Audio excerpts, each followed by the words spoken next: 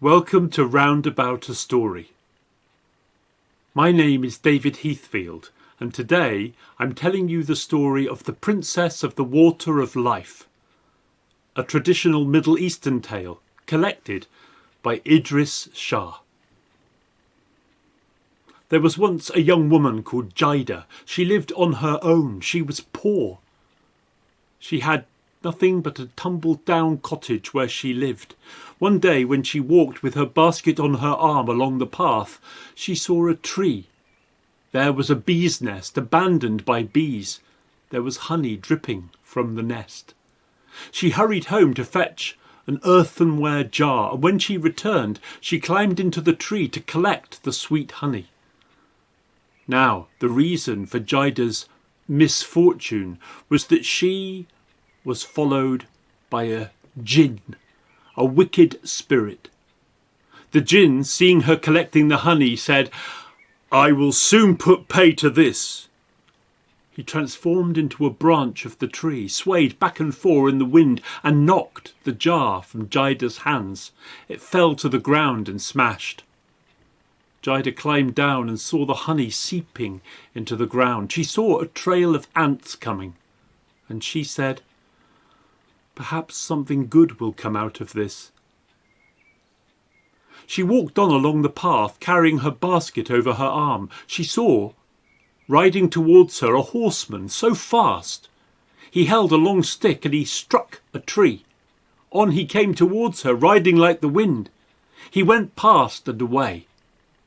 When Jida reached the tree that he had struck, she found it was a mulberry tree, and sweet ripe mulberries lay on the ground beneath. They were large and red and juicy. "If I collect these mulberries in my basket, I could take them to the market, and then I could make a living." So she got down on her knees and began gathering the fallen mulberries. But the jinn was watching. "I'll soon put pay to this." The jinn transformed into a donkey. He trotted up to where Jida had just finished collecting the last mulberry. Jida reached up and stroked the donkey's nose, but the donkey rolled over on the basket and crushed all of the mulberries into a pulp. Then, braying loudly, the donkey trotted away. Jida looked at the pulp, the sweet mess. She knew she could not gather anything. She saw ants approaching the crushed mulberries and said, "Perhaps something good will come out of this." The queen of the desert city had been coming along that path, carried on the shoulders of her servants on a palanquin.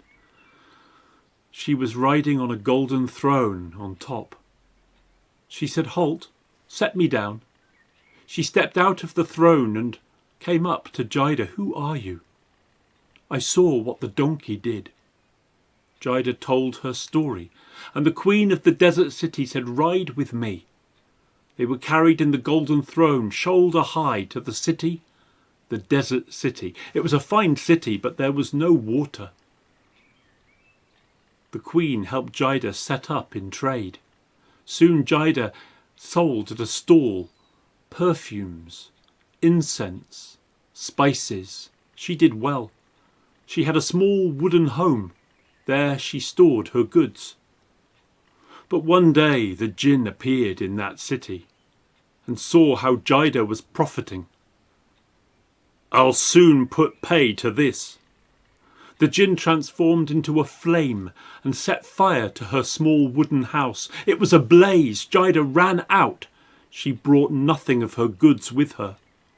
She watched as her home was lost, just smoke and then ash. Jida looked at where her home had been. There was a large flat stone, but coming out from the cracks around it were ants. "Perhaps something good will come out of this." Jida got down and lifted that heavy stone from the ground. And as she did so, there was a great gushing of water. A spring of water appeared from under that stone, and the water ran in a stream down the streets of the desert city, bringing water, and the people ran up and cried, "Here at last!" It was prophesied, it was foretold, that one day a young woman who had faced difficulty would come here and bring water to our city, and it has happened. The queen of the desert city came and she said, "Jida, you are the princess of the water of life. You will remain here forever and be the guardian of the waters." Jida was glad. The city became green. Jida lives there still, untroubled by the jinn, because of the healing powers of that water. And it is said that any person who has suffered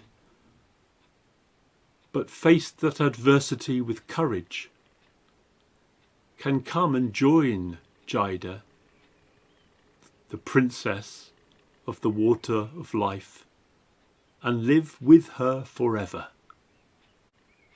Thank you.